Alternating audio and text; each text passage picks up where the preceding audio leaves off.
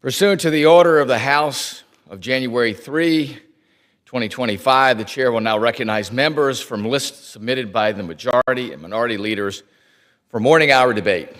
The chair will alternate recognition between the parties with time equally allocated between the parties and each member other than the majority and minority leaders and the minority whip, limited to 5 minutes, but in no event shall debate continue beyond 11:50 a.m. The chair now recognizes the gentleman from New York, Mr. Kennedy, for 5 minutes. Thank you, Mr. Speaker. Mr. Speaker, I rise today in recognition of National Preparedness Month because when disaster strikes, preparedness is not optional, it's essential. Since 2004, the Federal Emergency Management Agency has led a national preparedness campaign to improve emergency readiness.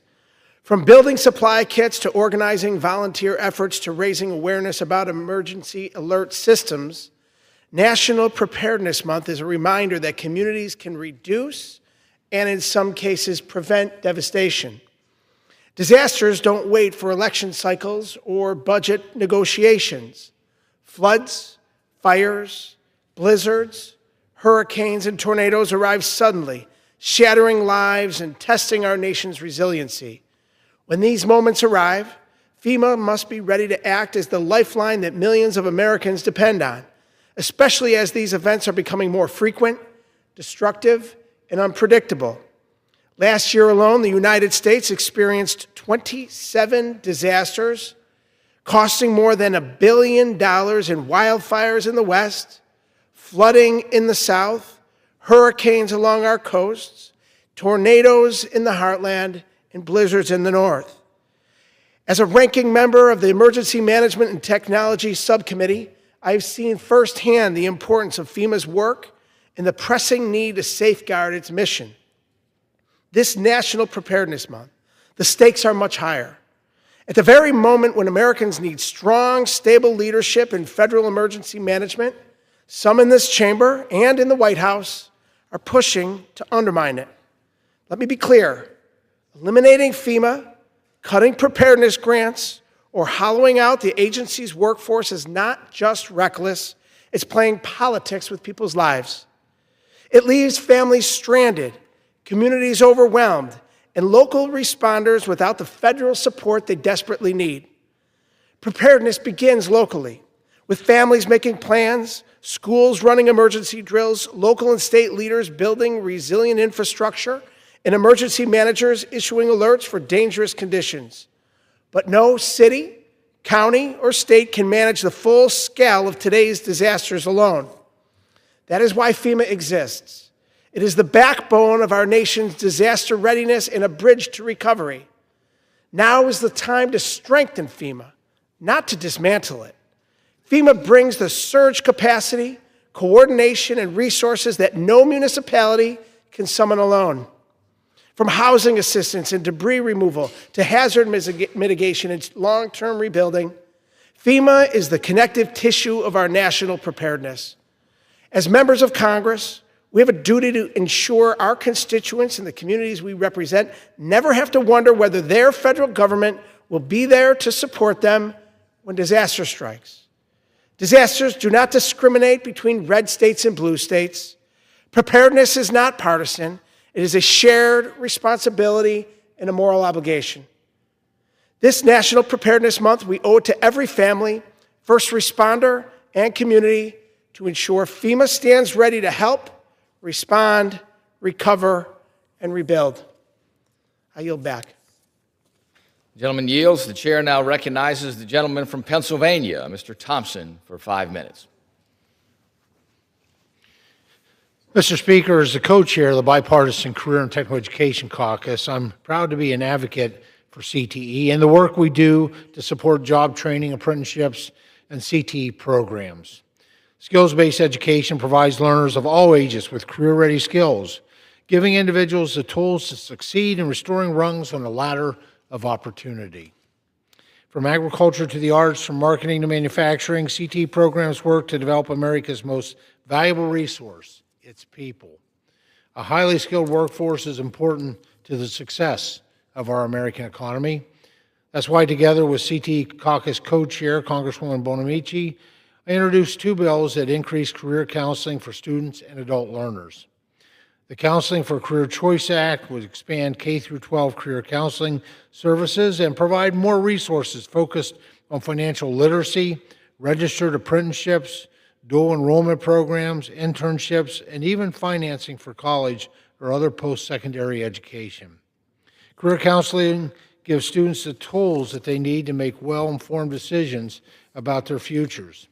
When we equip school counselors with the resources necessary, we can help close our nation's skills gap and let students find a pathway to fulfilling careers.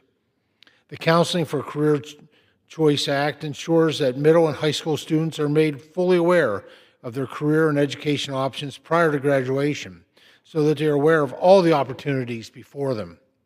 CT has established itself as a path that many high-achieving students choose in pursuit of industry certification and hands-on skills that they can use right out of high school in skills-based education programs or in college. For adult learners, we introduced the Creating Opportunities to Thrive and Advance Act, or CODA for short, to help spread the word about career counseling through public outreach. CODA amends Title II of the Workforce Innovation and Opportunity Act, or WIOA, to bolster career guidance for adults. For the first time, this bill would allow for public outreach, such as public service announcements, social media campaigns, job fairs, and other means to educate the public on workforce development programs. Mr. Speaker, we must be able to tell the public about the resources available to them. Increasing access to career opportunities is a good investment, and the CODA Act will give individuals the resources they need to take the next step in their careers. I urge my colleagues to support both bills and to join the bipartisan Career and Technical Education Caucus today. Thank you, Mr. Speaker, and I yield back the balance of my time. The gentleman yields back the balance of his time. The chair now recognizes the gentleman from New York, Mr. Espaillat, for 5 minutes. Thank you, Mr. Speaker. I rise today to honor the life and legacy of a good friend, the life and legacy of Lloyd Williams, President and CEO of the Greater Harlem Chamber of Commerce and co-founder of Harlem Week. Lloyd was a dear friend and beloved member of the Harlem community. Through his lifetime of public service, spanning more than 50 years, more than a half a century, Lloyd was dedicated in his unparalleled ways to fostering economic empowerment, cultural pride, and social equity in the village of Harlem.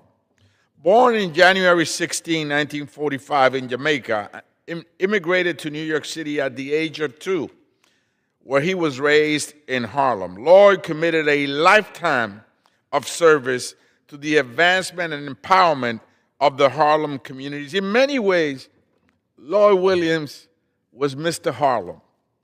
He earned his higher education degree at the City College of New York and developed a lifelong passion for civic engagement, economic development, and cultural preservation. In 1974, Lloyd Williams, along with Manhattan Borough President Percy E. Sutton, Boza Rivers, and others, co-founded Harlem Week, which was initially designated as a one-day event to restore community pride, yet it grew into a multi-week cultural festival celebrating Harlem's history, arts, music, business, and contributions to society, and attracting millions of people annually. In 1988, Lloyd was appointed president of the Greater Harlem Chamber of Commerce, becoming one of the longest-serving leaders of this important organization, guiding the chamber through periods of economic challenges and revitalizing over more than 4 decades. Under his visionary leadership, the Greater Harlem Chamber of Commerce expanded its mission to promote minority-owned businesses, attract investment, foster entrepreneurship, and support workforce development initiatives that improve economic opportunities for Harlem's residents.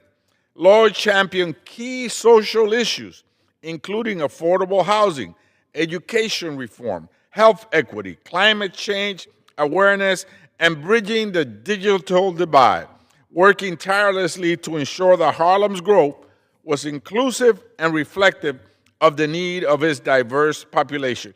Lloyd was a champion for Harlem's cultural institutions and heritage, and served as a dedicated mentor, friend, and advisor to many others throughout New York City. We are all saddened by his passing, and will miss him greatly. But we will always and forever remember him and his enduring commitment to civil rights, social justice, and community advocacy. On a personal note, Mr. Speaker, Lloyd Williams was my friend. And in the political terrain, I believe that he paid for that friendship, but he never backed down. His last message to me, a text message, simply said, "Proud." Well, we are all proud of you, Lloyd Williams. We will never forget you. Your impact and influence will be remembered across Harlem, USA, and across the United States of America. I yield back, Mr. Speaker. The gentleman yields back the balance of his time. The chair now recognizes the gentleman from South Carolina, Mr. Norman, for 5 minutes. Thank you, Mr. Speaker. I rise today to recognize a truly great South Carolinian, Mr. Jeff Wilson. He is an outstanding public servant and beacon of our farming community. As head of Cotton Hills Farms in Lowry, South Carolina, he recently was named the South Carolina Farmer of the Year for 2025 by the Sunbelt Ag Expo. This district honor is for his decades of dedicated service to farming, conservation, and community. For over 40 years, Jeff Wilson has exemplified the very best of what it means to be a South Carolina farmer. He is hardworking, he is innovative, and he is deeply committed to preserving the land and the legacy of his family. Cotton Hills Farms has been in the Wilson family since 1882. That's over 143 years ago. Originally starting with only 100 acres gifted to Jeff by his great-grandmother, and it now spans over 1,000 acres, producing a diverse array of crops. Jeff's story is one of dedication not only to the land, but to the family. After serving our nation in the Air Force during the Vietnam War, Jeff returned home to carry on the family farm.